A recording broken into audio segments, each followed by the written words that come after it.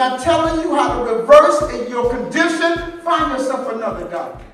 Hi, my name is Stanley Sutton, and I'm a person living with diabetes for about 44 years.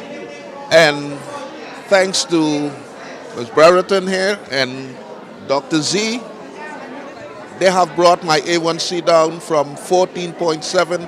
It's now below 8. And I'm just feeling much better than I was. I'm trying to lose some weight and everything is going great. So, What do you have to say to the doctors that you had before who didn't tell you that you could reverse this process? Oh, yeah, well, you see, that was another thing. I changed the doctor because of that. And since I met Ms. B and Dr. Z here, everything has changed. They has changed me, and I got off of a whole lot of medication that I was on, and I'm trying to get off of everything. And that's the reason I came to this meeting. How is your sugar now? Oh, my sugar is excellent. It dropped from 14.7 down to below 8 now. A1C. My A1C, I'm sorry. But my sugar this morning, I took it, it was 97. My sugar has been excellent. 97. What was before? Oh. The morning when you took it before? Give us the comparison. Before it was in the 200s, sometimes 300s. There's been a few times when it was even in the 400s, but no more.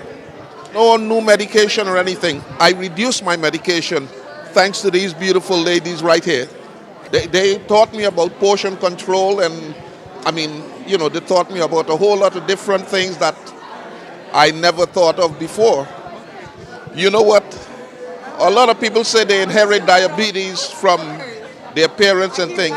I think we inherited from the foods and stuff that we eat, that we grew up eating. That, I think, was the biggest problem. Tanya Zingaglia. I'm a family physician doing group visits at the Health and Hospital Corporation East New York branch. And we, Ms. Brereton and I, are so enthused about group visits because we know they work.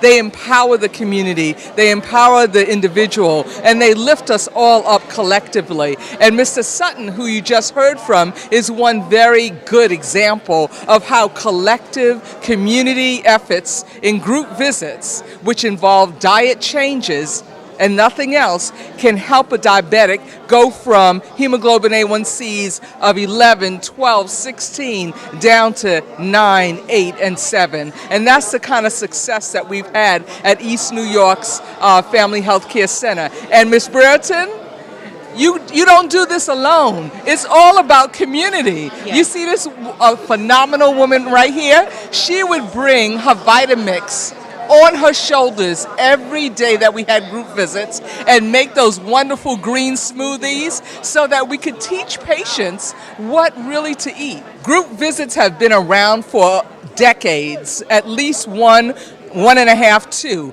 They started from California, they moved into the inland to the Cleveland Clinic, they've gone out to Harvard and other centrally located places, and now they're coming to New York. And a group visit is when a group of people of like mind, and in our case, like disease, diabetics, come together to learn all of the things about lifestyle changes that they need to embrace a healthier way of being that doesn't necessarily depend on pharmaceuticals. And we have seen so much success, not just in terms of the amazing decreases in hemoglobin A1Cs, as I spoke about earlier, but the mood, the affect, the happiness. Would you say, Ms. Brereton? I agree.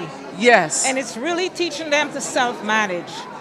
Okay, to self-manage. Take control of their disease and live a better quality of life. Yes, and these group visits, they're anywhere from 5 patients to 15 patients who come together once a week on any particular chronic disease issue, from asthma to diabetes to hypertension to any of a number of different things, to come to change their lives and manage their disease in a healthier way.